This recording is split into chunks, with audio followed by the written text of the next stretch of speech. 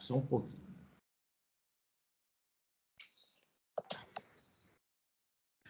Hoje, 17/3, quinta-feira, de 9 às 10, a gente está aqui com um grupo de estudo que fala sobre Lei Geral de Proteção de Dados. E como a gente teve uma aula, né, do Orozimbo e do Ulisses falando sobre a arquitetura de um ataque hacker, pensando em como que a gente precisa de conectar essa informação que está na tecnologia, né, que é a TI, e os outros departamentos para que a gente tenha mais compliance, mais segurança da informação e até mais ajustes à Lei Geral de Proteção de Dados. Então, estou abrindo aqui e iniciei colocando como que foi a dinâmica da aula na terça-feira à noite, às 20 horas, que aconteceu, que está gravada, que está lá no canal do YouTube, então dá para se ver ela em offline, né, e participar, né, desse grau de conhecimento que os dois compartilharam. E aí a dinâmica colocou que no intervalo, né, entre um e outro, eles colocaram um vídeo destacando um vidente que, através da rede social, se mostrava muito mais eficiente, né, em determinar os dados daquela pessoa que estava lá como cliente daquele vidente, e aí o cara achando assim, surpreendente o tanto que o vidente sabia da vida dele, mas aí depois abria a cortina e mostrava que ele mesmo, né, o próprio usuário, tinha entregado tudo isso na rede social. E às vezes isso pode ser o grau de diferença que a gente vai fazer para integrar a TI, a tecnologia da informação, com os diversos departamentos. Esses departamentos que são tão importantes para fazer essa conexão, até do ajuste de segurança, com relação até a parte de amadurecimento do tamanho que a gente precisa de ter precisão na nossa privacidade. Porque se a gente não tem preocupação com a nossa privacidade, como é que a entidade, que é o CNPJ, vai ter, né? Então, é nesse sentido. O João estava aí fazendo um comentário, vou dar a palavra para ele. E aí segue a sequência aí, galera. Mas esse tipo de demonstração que é feita nesse vídeo é o que os golpistas já usavam antes da rede social. Ele já pegava algumas informações, ele ligava, falava e a pessoa ia se alimentando a resposta dele, e isso ia aumentando o assunto para frente para ele descobrir mais coisas. Eu me lembro que uma vez, por morar em cidade pequena, eu cheguei, passei de noite na casa da minha sogra e falei: João, está aqui os seus 2 garrafões de mel, 2 garrafões daqueles grandão, de mel que você encomendou, o camarada veio, falou que você ia pagar, você estava no trabalho, eu paguei para você. Eu falei: eu encomendei mel, 2 garrafões? Chegou aqui, falou seu nome, falou onde você trabalha, eu comprei. Eu falei: mas então agora você vai ter que tomar mel, porque se for de pinga, daí beber, mas mel eu não vou consumir. Pô. Aí eu falei: mas que coisa engraçada, como é que é o cara? Não tenho a menor ideia, eu não lembro. Era um cara alto assim, mas não sei. Que coisa engraçada. Eu fiquei com aquele negócio na cabeça. Ele tinha passado na minha rua, bateu na minha casa, a vizinha do lado, que nem falava comigo, falou: o seu João não está aí não, essa hora ele trabalha na empresa de Santa Matilde, mas a sogra dele é dona fulana, mora logo ali naquela roçadobra lá. Tá, obrigado, porque ele me encomendou. Ele foi lá com todas as minhas informações dadas por uma vizinha que nem falava comigo, cara. Então, assim, com rede social, isso ficou mais fácil ainda, que as pessoas, com outra via, a pessoa vai no banheiro, posta, vai para Cabo Frio, posta, vai para o jantar, posta, né? De vez em quando posta errado, posta que está com outro ou com outro. Entendeu? Então, não, é aqui que as pessoas estão colocando ali mesmo. Na verdade, João, isso aí é um dos aspectos, das facetas da engenharia social. Aliás, por falar em engenharia social, eu queria combinar aqui com o Pedro, com vocês, dia 11 do mês que vem, a gente fazer uma outra apresentação com um tema, como eu comentei lá na nossa apresentação, sobre engenharia social, falar só sobre engenharia social. Podemos marcar dia 11 do mês que vem, uma terça-feira? Tudo bem? Eu acho que é 12, né? Não, que é terça-feira, porque eu tenho um evento terça-feira. Terça-feira é 12. Eu 12, acho que então poderia ser 19. 19. Dia 12 eu... Não, nem 12 nem 19 eu posso. Talvez na quinta-feira. Na quinta-feira. 14 ou 21. Tá, então é o que a gente... É o próximo assunto. Engenharia social, viu, João? Então, isso aí é parte de engenharia social, né? Você utiliza de situações situações daquele momento, situações de... Enfim, você pega um argumento, né, de cunho comercial ou social, né, para ter algum tipo de informação. Né? O cara chega na empresa, por exemplo, isso faz parte, eu não comentei na nossa apresentação, mas um dos meios que as pessoas pegam, por exemplo, informação lá dentro da empresa, naquela parte passiva ainda, onde ele não entrou,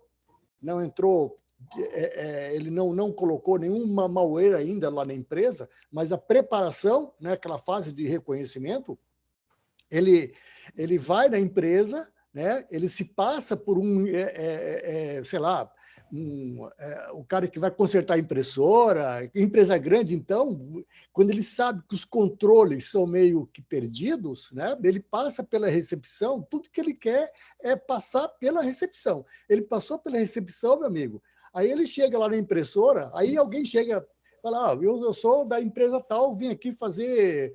Por quê? O cara não sabe que foi chamado um cara para ver impressora, enfim, fica aquela coisa... E ele sempre tem N argumentos, né?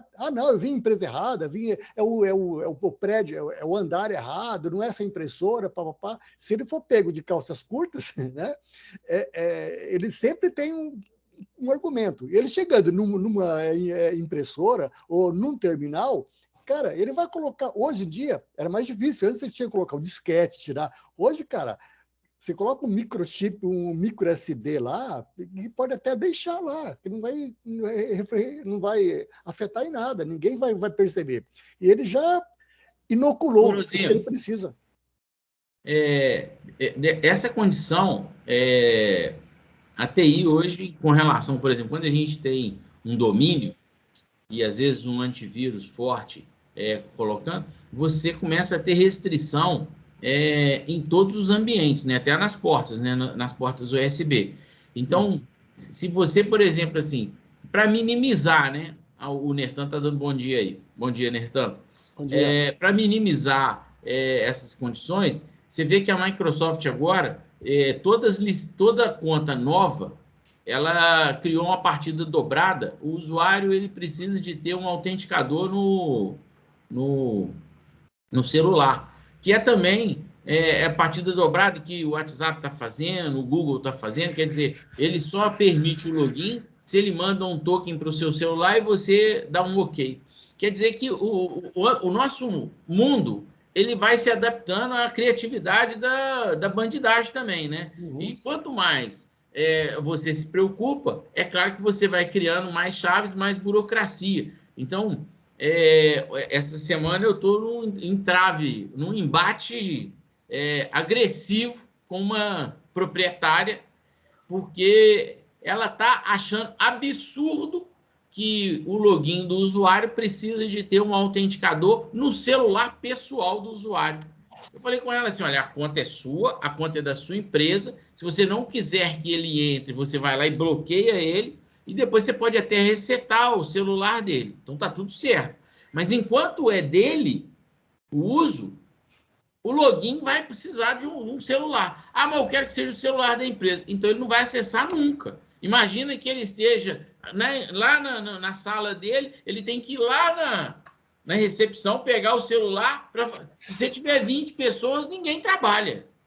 Mas é difícil de fazer isso compreender. E aí eu estou lembrando daquele filme, eu não sei se vocês assistiram, é uma equipe de mágico, que eles vão se encontrando, e na segunda edição do filme, né, porque o primeiro ele é um espetáculo, mas na segunda tem um cara que vai patrocinando eles, e eles falam assim, nós vamos quebrar esse cidadão.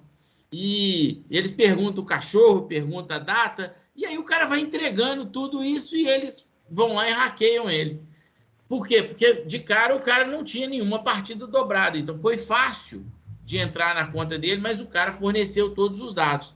Então, eu lembro que depois daquele filme que vocês colocaram lá no vídeo, ficou claro isso, né? Assim, o quanto que a gente é responsável pelos nossos dados. E isso vai numa política da gente pensar o quanto que a gente precisa de ter segurança e a gente, se o usuário é um pouco negligente, como é que a gente pode criar camadas que interponham e facilite esse processo, né? Eu gosto sempre de estar chamando o pessoal do jurídico, e eu sei que o Lucas está aí, às vezes o Lucas poderia estar dando uma colocação, porque nessa condição existe hoje a advocacia preventiva, que também está preocupada que as pessoas tenham essa camada, né, de segurança, né, a mais. Acho que a gente precisava de estar integrando isso, porque aí nessa hora a gente coloca o usuário preocupado, o advogado preocupado, o RH muito preocupado, né, porque tem que estar preocupado com o treinamento. Então a gente conectaria todo mundo, né? O Lucas abriu aí, ó. O Lucas, você está chamado a falar. Ô Pedro, o nome dos filmes aí sobre mágico é Truque de Mestre 1 e 2. Excelente. Legal. Essa proposição sua, ela é totalmente... eu concordo na íntegra com ela, porque carece nos programas de implementação dessa interação entre TI e outros departamentos e jurídico. E faz parte exatamente de uma advocacia preventiva, né? Uma consultoria, uma hipótese que a gente não trabalha reagindo ao problema, mas sim antecipando o problema e criando soluções para o cliente, às vezes personalizada, para que a segurança dos dados dele e dos seus possíveis clientes que estejam ali esteja em melhor nível de segurança. Então, eu acho que é uma prática que deve ser adotada sim, e futuramente, se ocorrer algum incidente, as evidências e comprovações de que a empresa tomou as medidas concretas para evitar o incidente serão consideradas na hora de estipular a sanção. É o que eu sempre falo, funciona como uma espécie de atenuante. Tá certo. E, Orozinho, dia 12, eu e o Lucas, a Jéssica, que também 13. Faz parte do... Hein? Eu acho que é 13, não? Não, 12, terça-feira. 12. Porque terça é quarta. Por isso que eu estava ligado nisso. E nós vamos fazer uma mesa redonda aqui na Associação Comercial para falar sobre Lei Geral de Proteção de Dados e trazer um pouco desse rico conteúdo que a gente tem gerado aqui para o varejo e para a saúde. Especificamente, a gente vai estar falando sobre varejo e saúde. Então, é por isso que nós não vamos estar colocando no dia 12 e aí talvez no dia 14. Eu já até marquei aqui. Tá? Tranquilo. Datas são datas. E ainda com planejamento vai funcionar bem, né? E a gente vai estar... Vai ser transmitido ou não? Talvez sim, pelo Instagram. Lá a gente até tem um estúdio, a gente faz na associação, a gente tem uma possibilidade de estar com uma câmera até bem profissional. Não sei se a gente vai conseguir fazer isso, não. Mas o objetivo é levar as pessoas presencial lá. Legal. Uma observação que eu queria fazer, se me permitirem, um dado natural, né, na vida cotidiana da gente, inclusive na nossa educação, é que prevenção sempre vem antes do processo reativo, né? É uma coisa natural. Eu estou falando aqui o óbvio. A própria palavra já diz, prevenção. E nem sempre na vida cotidiana, seja em TI, seja na nossa vida pessoal, etc. e tal, a gente toma medidas preventivas. E aí a gente paga o preço disso, né? A gente vai para correção, para reação, etc. e tal. Ou seja, a gente vai tomar conta do negócio depois que a casa caiu. E essa medida de prevenção, ela deve ser cultural para tudo que a gente for fazer, inclusive para TI, principalmente para TI no mundo que a gente vive hoje. Mas em relação ao que o Orozinho estava falando, nós, numa reunião passada, nós já comentamos isso, né? Do indivíduo que teve seus dados vazados tentar agir juridicamente, quando, na realidade, esses dados ele mesmo permitiu colocando em redes sociais. Ele está reclamando de uma coisa que ele próprio é o culpado. Então, ele quer buscar argumentos jurídicos para uma coisa que ele, veladamente, ele produziu o dado, quando ele coloca numa rede social. Então, eu acho bastante interessante essa próxima aula, que vai falar sobre engenharia social, porque ela mostra como, às vezes, a gente, sem perceber, a gente coloca informações e depois nós vamos pedir ressarcimento dessas informações que foram vazadas, mas nós antecipadamente autorizamos. Um outro dado importante também que eu tirei da aula e eu achei muito produtivo é que o Orozimbo falou uma coisa muito interessante. A gente tem que estar atento às atividades e às condutas dos hackers. Na aula eu percebi o seguinte: toda a conduta do hacker, toda a parte de reconhecimento, né, do passivo, do reconhecimento, da montagem, do planejamento da estrutura de como vai se fazer a invasão, eu percebi um cuidado do seguinte: o hacker vai sempre não pelo lado difícil, ele vai pelo lado fácil. Então, veja, firewall é difícil quebrar? Sim, quando ele está atualizado é difícil quebrar. Um antivírus é difícil você penetrar? Também é difícil quando não se usa, por exemplo, aplicativos ou coisas piratas, fica mais difícil. Você usa uma coisa original, atualizada, etc. e tal, fica mais difícil. Mas em todas as situações, e na nossa vida cotidiana, eu percebo uma coisa também. Para a gente entrar na nossa casa, e eu estou fazendo um paralelo com o que foi apresentado na aula. Para entrar na nossa casa, nós precisamos de uma chave. Para ligar o nosso carro, nós precisamos de uma chave. Para abrir o cofre, seja no banco ou seja em casa, nós precisamos de uma chave. Percebam que a vida natural gira em torno de acessos. E isso não é diferente na tecnologia. E a gente... Por favor. Sempre ele se aproveita das falhas e vulnerabilidades. A chave é essa. Sim. E se a gente aprofundar um pouquinho mais, veja, a máquina quase sempre, quase que 100% não falha. Quem falha é o ser humano, é a ação humana. Então, veja, se eu perder a chave da minha casa e alguém achar essa chave e ver que eu perdi, vai saber que a chave é de algum lugar onde eu frequento. Então, veja, a chave digital é um processo muito importante na tecnologia e eu percebo, e até já participei de reuniões, onde eu percebo que as pessoas, infelizmente, não dão muita atenção, e eu estou querendo dizer mais especificamente sobre acessos privilegiados, credenciais. Quer ver um exemplo, uma coisa que sempre me chama a atenção? Uma credencial é composta por um login, né, por um username e por uma senha. Metade desse processo o hacker já conhece, porque eu tenho meu e-mail aberto para tudo. Então, metade da credencial ele já sabe. A outra metade é que ele não sabe, a senha. O que ele faz com essas inserções, com essas tentativas de furar o firewall, de entrar na rede? É buscar credenciais. Morelli, aí acontece mais duas situações. Sim. Uma, acesso, a outra, permissão. Uma coisa é você ter acesso, como você falou, você ter um login e senha. Você entra naquele ambiente, mas você tem permissão para editar, para fazer o tratamento de algum dado. Isso também é outra coisa muito falha. Porque uma primeira falha é você ter um acesso que não lhe é permitido. Né? Login e senha. Você tem um login e senha para você ter acesso que você não tem. E outra, quando você já tem esse acesso, aí tem a permissão, que muita gente acha que é a mesma coisa, né? Acessar é uma coisa, né? Você acessar uma casa, mas você pode ir para a cozinha, você pode ir para o banheiro, né? Então a relação é essa.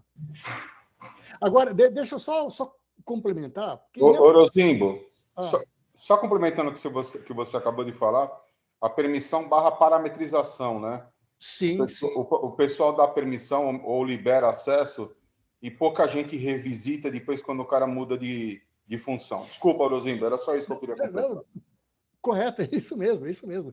Uma das coisas que a gente comentou lá, que os hackers se aproveitam muito hoje, é das falhas de configuração de rede. Isso é básico, porque quando você erra na configuração de rede, né, normalmente você deixa... Uma das coisas que pode acontecer, uma entre tantas, é você não fechar todas as portas. Né? Você não passar fazer o seu port scan, seu Nmap lá, que é legal lá, você deixar frestas abertas, falhas e vulnerabilidades. Né? Agora, as pessoas, elas falham por causa e efeito. O que eu quero dizer com isso?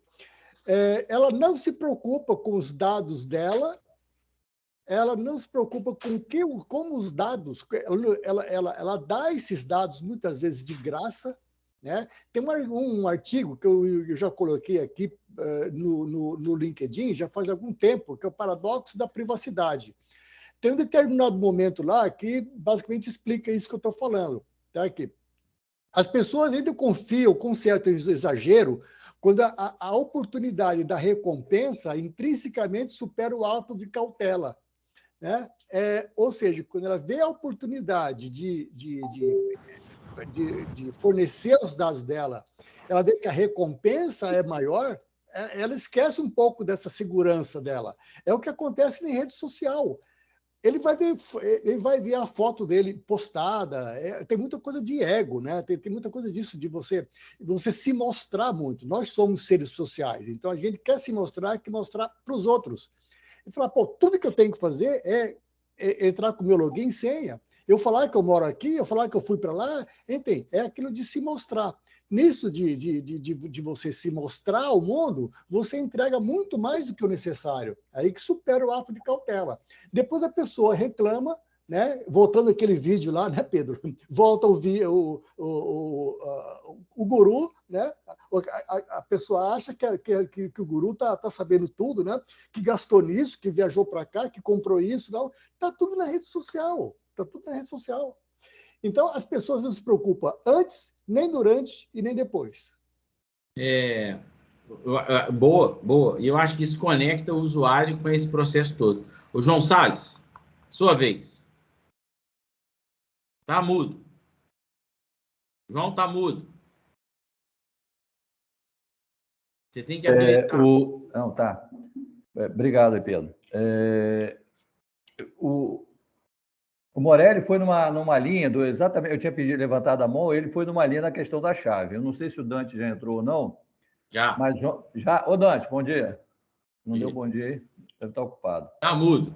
Bom dia a todos. Bom dia, João. Bom dia.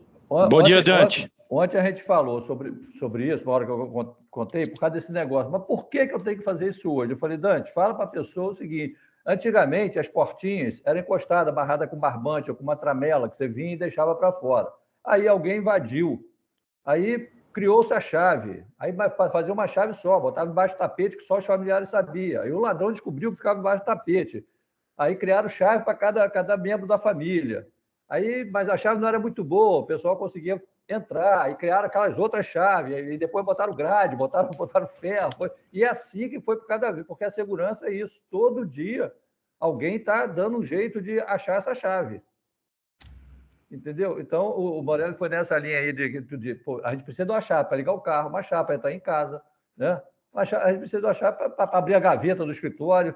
A gente precisa de uma chave. Viu, João? E todo dia ter essa chave tem que mudar, porque tem todo dia alguém querendo pegar essa chave. Viu, João? Desculpa, Morelli, deixa eu só comentar uma coisa aqui. Claro. Eu participo daqui do grupo de desenvolvimento de startups do Vale do Pinhão, aqui em Curitiba, e eu tenho um colega lá. Ele desenvolveu uma ferramenta que já foi apresentada até lá no Vale do Silício, no final do ano passado. Tal. É um cara bem novinho. E é João Schnaber, alguma coisa assim. E olha só, a chave da casa dele é um chip implantado. Então ele chega na casa dele e faz assim, ou faz assim e tal, e a porta abre.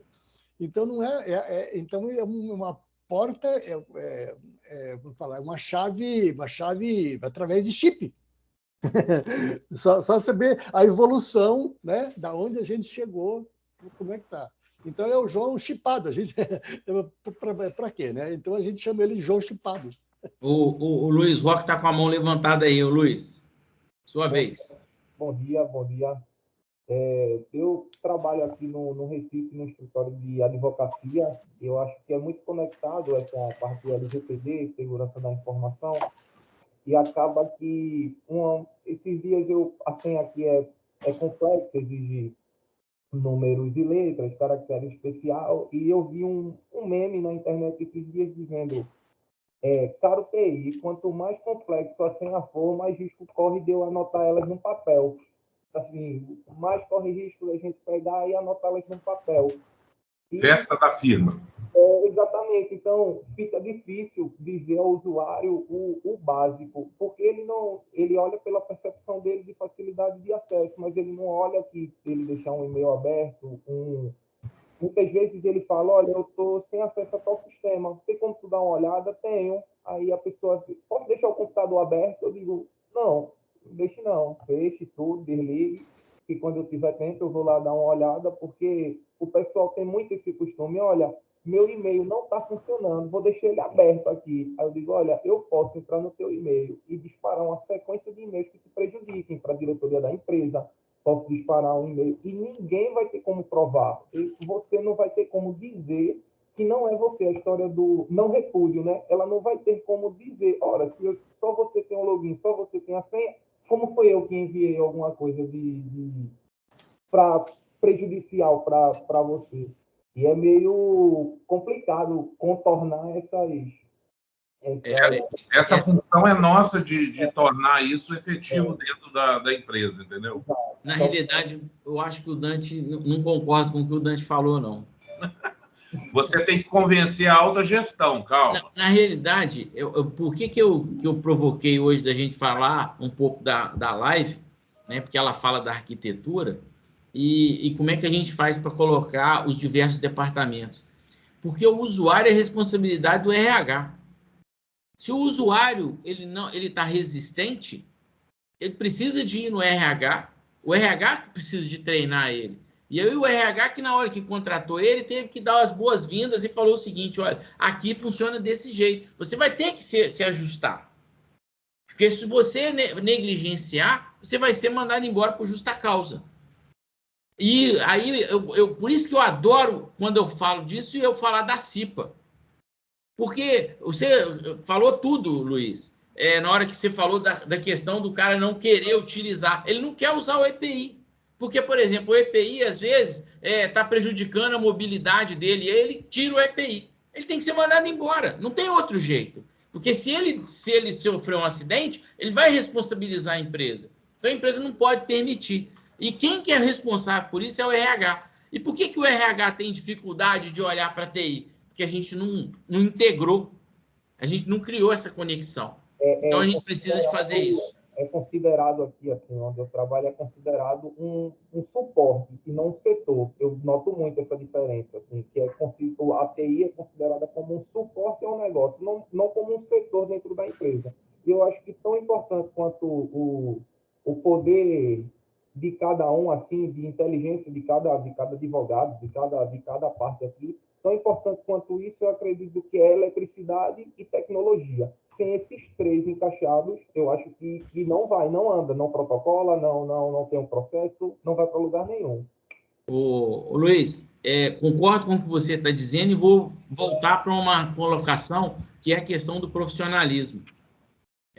Talvez o advogado ele tenha aprendido a fazer isso de forma correta, o médico também. O advogado chega de terno, então ele se impõe, porque ele está vestido de forma autoritária. E não estou nem falando que é autoritário negativo, não. É autoritário de autoridade. E aí o médico, por exemplo, ele não te atende no meio da rua, igual a gente às vezes atende no meio do corredor. Ele, para te atender, ele fala assim: não, você tem que ir lá no hospital, você tem que ir lá no consultório. Você tem que ir lá para uma consulta. E, às vezes, a gente, na TI, a gente negligencia isso e a gente acaba oferecendo uma consulta em qualquer lugar. Então, aí, nessa hora, eu acho que aquela fala do Dante era legal. Porque se a diretoria que está lá em cima, tomando as decisões, não entendeu que todo mundo tem estrategicamente um determinado valor, a gente não vai para frente. Você vê que, por exemplo, a maioria das empresas negligencia a CIPA. A maioria acha que aquilo é um problema. Aí os caras foram criar a semana da CIPA, que é o CIPAT, que é um negócio interessante para criar autoridade à CIPA. A gente precisa de começar a fazer isso com a informação. E isso que a gente está fazendo hoje, e há alguns dias, né, que a gente vem se reunindo recorrentemente, a gente vem criando, não só melhorando a nossa argumentação, mas gerando conteúdo na rede social e também no YouTube, para que isso seja argumento para que a gente use lá na frente. Então, a gente precisa de começar a convencer as pessoas que, quando ela é pega num ransomware, porque tudo isso aconteceu, que a gente acabou de falar aqui, e ela vai ter que retrabalhar, ter prejuízo, não vai faturar, os caminhões vão ficar parados, os clientes não vão ser assistidos, isso tudo gera despesa. Eu vou dar a palavra aí para quem levantou a mão. João. Opa, obrigado. Você é o primeiro da lista, depois o Orozimbo, depois o Dante. Vou aproveitar o gancho do Luiz Roque aqui, pelo seguinte. Eu prestei serviço do escritório Grande Advocacia em Recife, no início dos anos 2000. Era um escritório bastante grande. E como eu era oriundo de mainframe, a gente plantou na época, era uma rede Windows, né, que estava sendo implantada, nós criamos alteração de senha de 30 em 30 dias. Com 3 dias antes, começava a mandar mensagem para o usuário. Uma das advogadas, que era uma bem velhinha, mas era sócia, bem de idade, não velhinha no sentido pejorativo, até porque nós já estamos velhinhos também, ela não trocava, ela não aceitava. Aí, meu amigo, era um inferno, porque a gente era prestador de serviço, a gente não ficava lá o dia inteiro. E aí, do nada, cara, do nada, ela ligava, a gente não controlava isso, mandava mensagem, estou com a minha mesa aqui parada, não acesso meus processos, não faço nada, isso é um inferno, tem que mudar isso. Ela pressionou, a turma não aceitou o argumento dela, mas acabou pedindo para passar para 3 meses, depois passar para 6 a troca de senha, e depois eu vim embora, não sei se liberaram a senha geral, entendeu? Então, é um processo difícil realmente isso, entendeu? Não deve ser o mesmo escritório. É um escritório grande, americano, tem filial no Rio. Orozimbo, sua vez. Pedro, quando você falou responsabilidade do RH, tá? Eu boto uma interrogação aí, porque isso passa pela cultura de privacidade, de segurança da informação da empresa. Tá? E isso aí não é só o RH que é o responsável. Tá? Isso tem que vir realmente de cima. Tá? E isso das pessoas em relação a acessos, em relação a tudo que envolve a cultura da privacidade, cultura de segurança da informação, isso aí tem que ser como que eu diria para você, isso precisa, quando você faz a adequação da LGPD, quando você define a política de privacidade, a política de privacidade tem aquela para o usuário externo, para os clientes, fornecedores, e a política de privacidade interna. Essa política de privacidade interna é justamente para os colaboradores. Isso aí é um programa de empresa, né? Não um programa de departamento. Então, sei lá, o RH ele vai fornecer, digamos, pode ser uma cartilha, pode ser alguma coisa assim, tá? Ele pode encaminhar a pessoa para que um treinamento, como se faz lá na CIPA, que você comentou, tá? Eu já participei disso aí. Aquele primeiro dia de treinamento, de você conhecer a empresa, a pessoa vai lá, tal, mas eu acho que a política de privacidade, para ela conhecer qual que é a política de segurança da informação dentro da empresa, e pela seriedade que existe, que as empresas não se comprometem ainda, que não executam esse programa, isso aí é um programa de empresa, não de departamento. Tá? Agora, quem é que vai fazer? De repente é o pessoal mais um cara de treinamento lá do TI, é um cara de treinamento do RH, acho que aí não é questão de departamento, é questão da empresa. Eu vou só, antes do Dante falar, a gente tem que imaginar que cada departamento dentro da empresa, ele tem que assumir as próprias responsabilidades. E se a gente imaginar que precisa de alguém acima do RH, porque acima do RH é a diretoria. E a diretoria, ela não é operacional, ela é estratégica. E quem é operacional é o RH nessa situação. Então, o RH é ele que contrata, é ele que identifica, é ele que define as funções, é ele que monitora até a folha de pagamento. Então, é ele que gerencia essa parte. Se ele não for a pessoa, o mais responsável, ele tinha que ser pelo menos o líder e ser o responsável. O líder no sentido de falar o seguinte, olha, já que eu preciso de defender isso, eu vou buscar o departamento jurídico para me ajudar, eu vou buscar a TI para me ajudar, eu vou buscar o pessoal da CIPA para me ajudar. Porque todo mundo tem que estar se integrando. Então, imagino que cada vez que a gente começar a buscar e falar o seguinte, não, isso volta para a TI, se a gente imaginar, ela cuida da aplicação, ela cuida da infraestrutura, ela cuida de manter a coisa funcionando, e aí ela ainda tem que cuidar dos usuários, que é da responsabilidade do RH. Então, a responsabilidade do RH é do RH. Dante. O Pedrinho e a todos aí, primeiramente, desculpas, eu entrei muito atrasado por conta de um Não, você já levou falta. Pois é. Tem outro jeito. E tem tudo a ver com o que a gente está conversando aqui. Ontem à noite começou um ataque de ransom, tá? num cliente que não é cliente contratual. Tá? Começou aonde? Com uma estação que um cara enfiou um pendrive e a estação estava sem antivírus. Tá? E essa estação específica foi infectada, mas as outras não, por conta do antivírus que está instalado lá. É um antivírus normal, não é endpoint, mas acabou salvando a empresa do cara.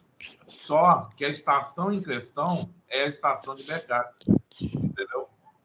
Então, comprometeram os backups e a gente teve que estar cedo lá. E aí eu perguntei, por esse cliente não estar sob nosso contrato, a gente não fica pagiando, né?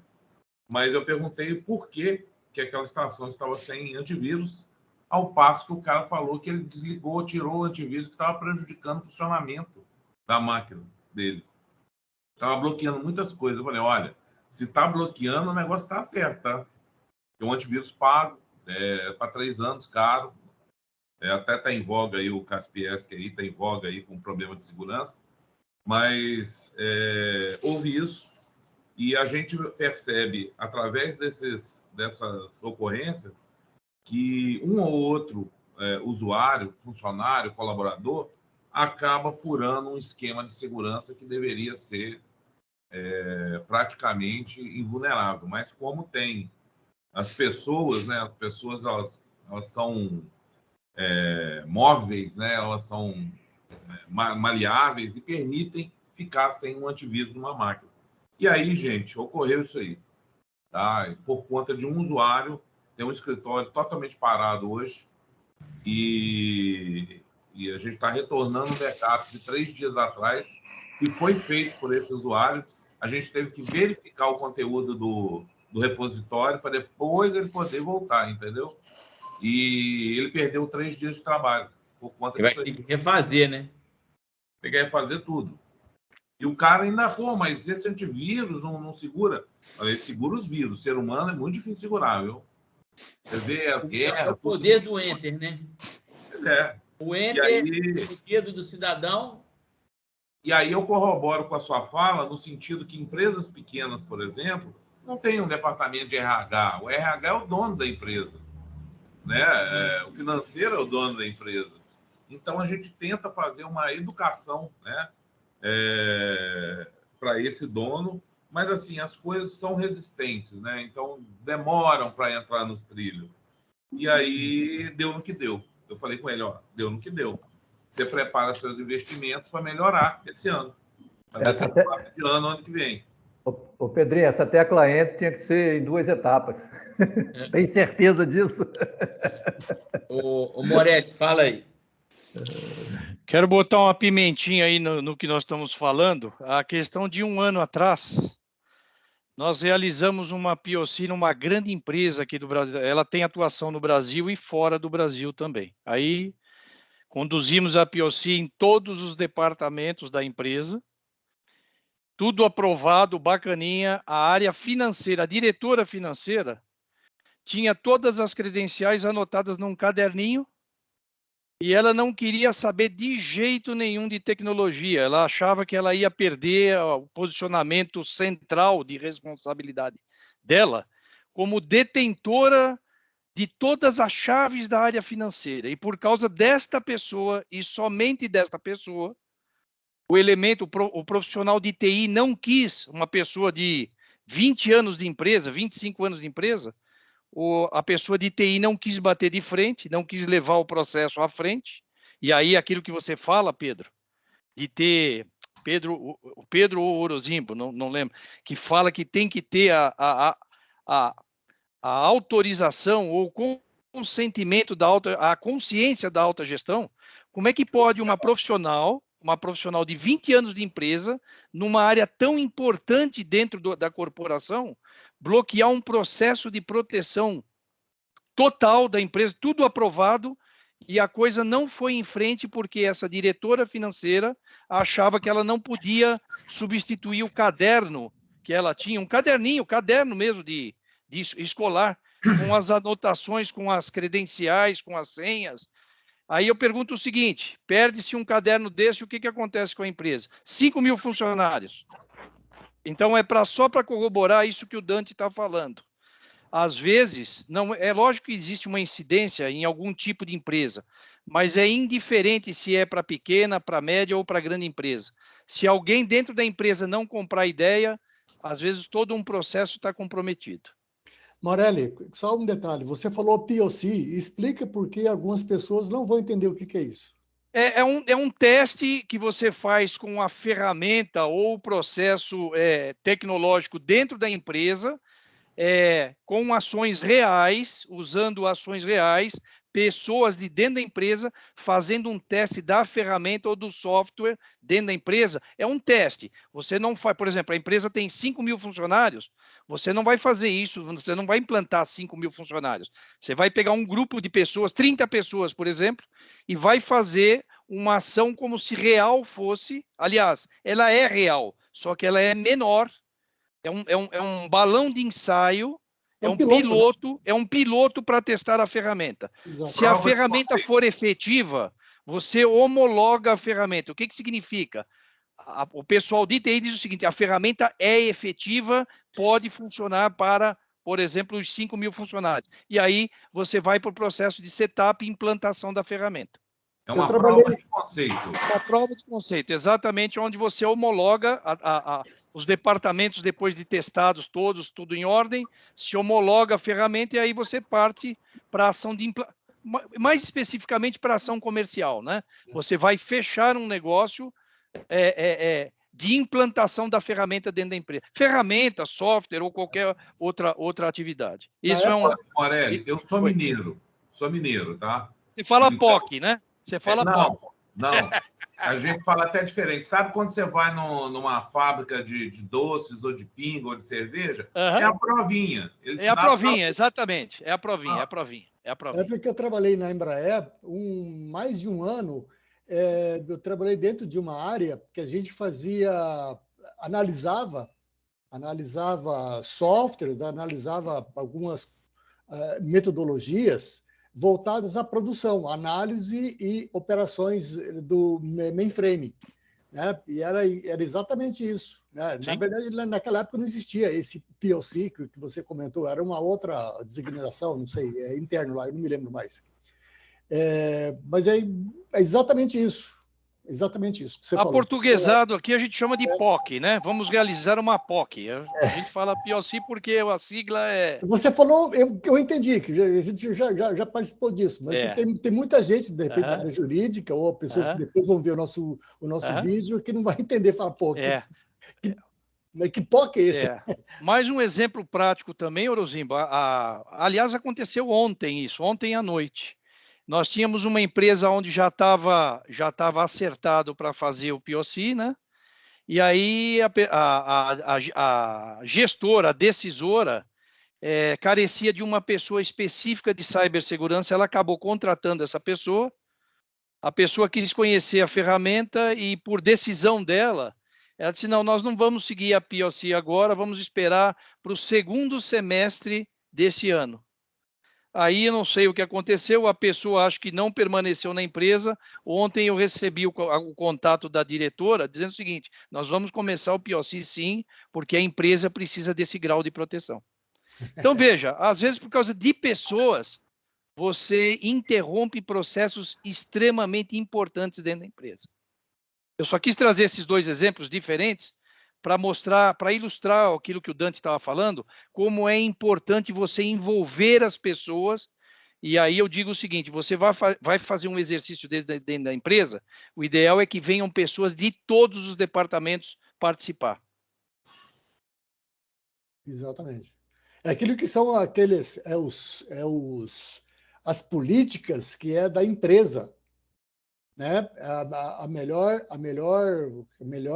departamento mais bem preparado, né? Pode ser o RH, pode ser de repente o pessoal de um staff da gerência, pode ser o TI, enfim, as pessoas mais bem preparadas, né? Para passar esse ensinamento, para introduzir uma cultura dentro da empresa, né? Tem mais um detalhe também, viu, Dante? Muito rapidinho, me permita só uma coisa. A experiência me mostra o seguinte, todas aquelas empresas onde nós conseguimos reunir pessoas de vários departamentos, você implanta o que você tem que implantar de acordo com a necessidade e a vulnerabilidade que existe dentro da empresa. Quando todos participam, você consegue êxito. Eu corroboro com o Morelli, tá? Eu trabalhei prestando serviço terceiro dentro de uma grande empresa, muito grande. Enquanto não se envolve todas as áreas e diz o que vai acontecer financeiramente com as áreas, não resolve. Numa pequena empresa, trazendo isso para o universo mais real, que acredito que seja a maior parte da atuação de todos nós, pequena, média empresa, claro que a gente atende grande, fica difícil para um profissional, tanto interno ou terceiro, impor ou pelo menos mostrar de forma até lúdica para as outras áreas o que nós estamos falando realmente. Perfeito. É uma coisa muito complicada, é um desafio muito grande você nomear o valor de cada ação que deve ser tomada, né? E isso tem sido um desafio para mim, tá? Nossa empresa está aí lutando contra vários males, né? Que são internos das empresas, não querer investir, continuismo, empurrar com a barriga, etc. Mas quando acontece um sinistro igual aconteceu de ontem para hoje, a pessoa vê o que está acontecendo, que a empresa da pessoa está parada. E aí eu peço, você sabe quanto custa sua empresa parada hoje? Você tem esse cálculo? Não sei nem fazer. Falei, ótimo. Mas a gente pode fazer esse cálculo para você saber quanto que te custa. Experimente não usar o cinto de segurança. Na realidade, essa é a hora que a gente pode se apropriar da dor que ele tem. Exatamente. A raiva que as pessoas ficam é o seguinte, por que eu estou dependendo? Eu já escutei, o cara falou assim, eu queria voltar para a contabilidade no papel. Eu falei assim, gente, é simples, velho. Joga tudo e pega o papel, velho. Contas dá certo, velho. O seu social é no computador. Eu não sei o que você vai fazer com papel. A sua nota fiscal é no computador. Não sei o que você vai fazer com papel. Não, eu não sirvo mais para isso. Então aposenta. Aposenta. Aposenta. A regra de negócio mudou. Se você não quer ir nessa regra de negócio, e agora? Se você quer ir nessa regra de negócio com o pensamento que tinha do século passado, você vai ficar de vez em quando sofrendo esse tipo de problema. Sim. Você para de evoluir, você para de existir. Sim. Em contrapartida... Você pode aposentar. Tá tudo certo também aposentar. Ué. Às vezes eu não quero mais. Já estou rico o suficiente. Não, eu preciso trabalhar. Tá certo. Sim, então, sim. olha só, uma coisa vamos trabalhar e vamos aprender. Sim. E primeira coisa que eu tenho falado com as pessoas direto, antes de você começar a brigar, você tem que aceitar as inovações. Porque se você resistir a ela vai passar por cima de você. Pelo menos conhecê-las. Pelo menos conhecê-las. Não, você tem que aceitar que aconteceu. Você tem que aceitar. Tem um amigo que é nosso, meu e do Dante, eu não sei se o pessoal que está em parceria com o Dante aí, que é o Cagé. O Cagé, ele resistiu o celular. Muito. E aí a gente falou com ele, Cagé, enquanto você não comprar um celular razoável e se conectar à rede social, mas eu não quero. Assim, não é uma questão de querer. O mundo virou para lá. Você quer andar no passeio? Quero. O passeio é lá. É isso aí. Se você não for para lá, você está fora do mundo. Um outro exemplo clássico aí, e que nós estamos vendo aí as modificações, é o Pix. Vocês têm visto muitos carros fortes andando pela rua, como viam antigamente?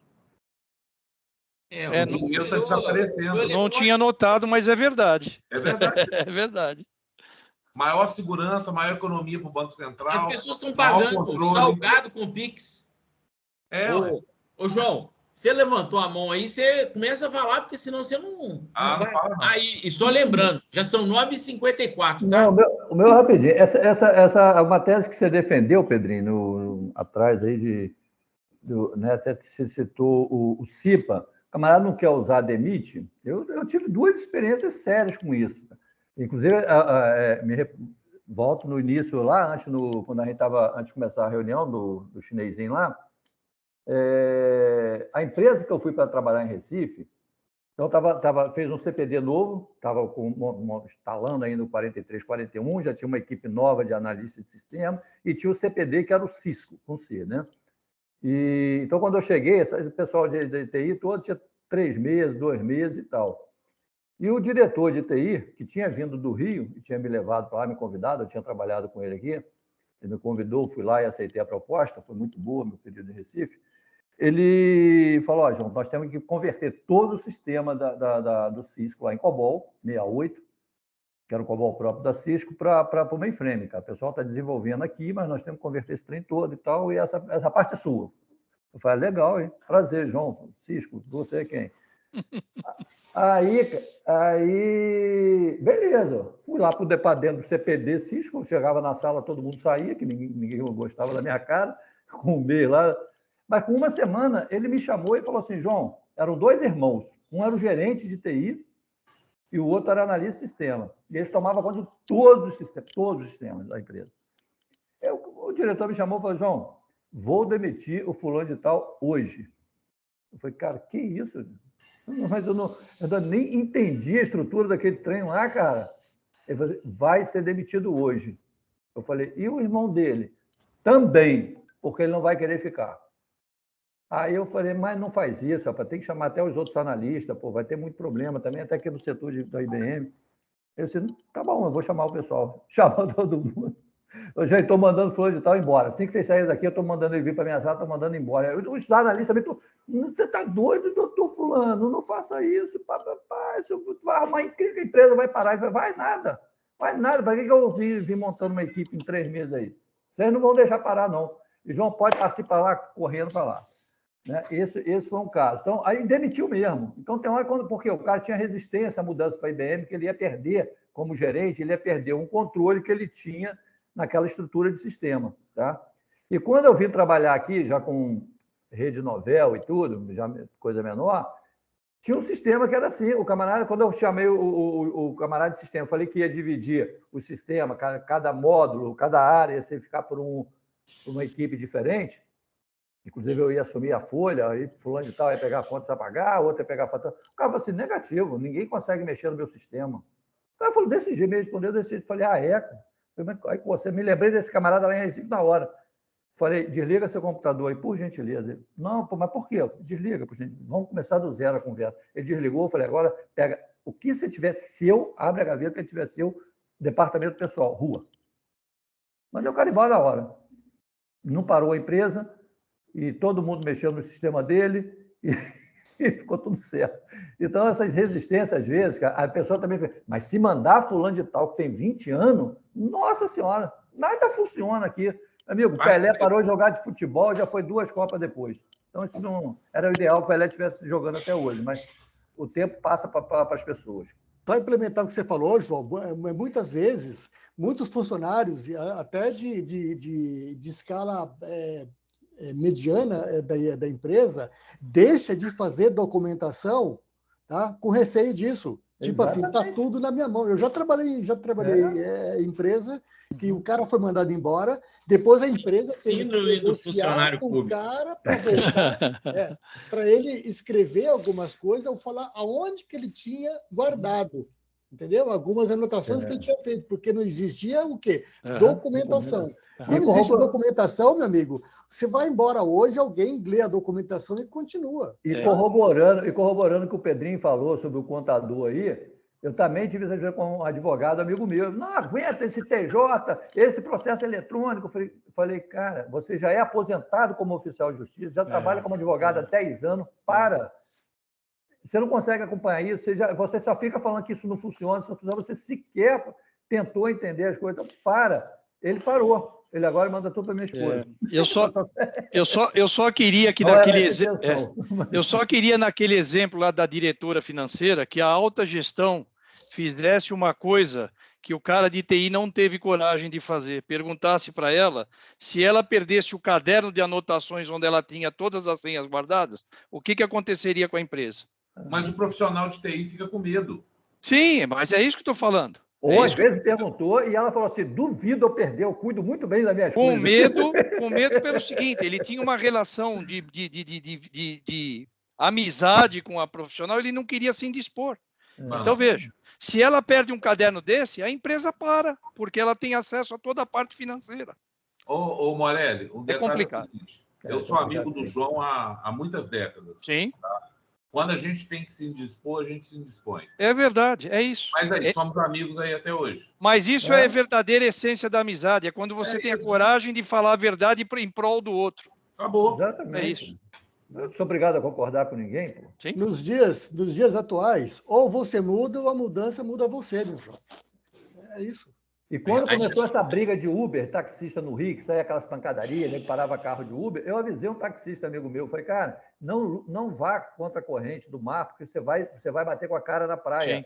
O Uber veio e vai ficar, vocês têm que ver o que vocês têm que fazer para entrar nesse negócio. Ou não entrar no Uber, mas criar uma outra solução, onde você continua com sua profissão, ou você vai perder essa briga. Você vai quebrar um táxi, vai quebrar outro, vai ser uns vão ser presos, outros não, outros vão levar uma pedrada, paulada, mas daqui a pouco o Uber vai tomar conta de vocês. Vocês não fizeram nada.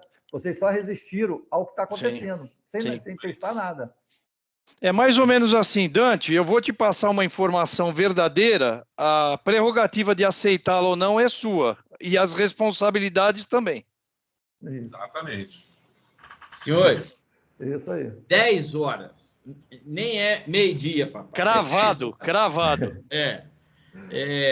Achei que a gente teve a pauta logo no início, então, quer dizer, ninguém se planejou, mas a gente tinha terminado de assistir a aula lá do Orozimbo e do Ulisses, e eu acho que a gente acabou criando um conteúdo muito rico, porque a gente arrumou uma forma em cima de uma linguagem fácil, né, uma linguagem até de vídeo, uma linguagem de como que os hackers vão estar se apropriando dos dados para conectar os diversos departamentos. E fazer disso uma linguagem também fácil para convencer. Porque não adianta nada a gente fazer isso de forma complexa, né? Então... Eu ainda vou visitar o vídeo lá e assistir a aula do Orozimbo. Ah, sim, faça isso. Até o final de semana eu vou ver e curtir e comentar. Isso, e não deixa de colocar um comentário lá no YouTube. Muito proveitoso. Estou parando a gravação aqui. Preciso do aceite e vou parar a gravação, mas não sai não, que eu vou tirar uma foto para publicar lá. Espera aí. Pode reproduzir.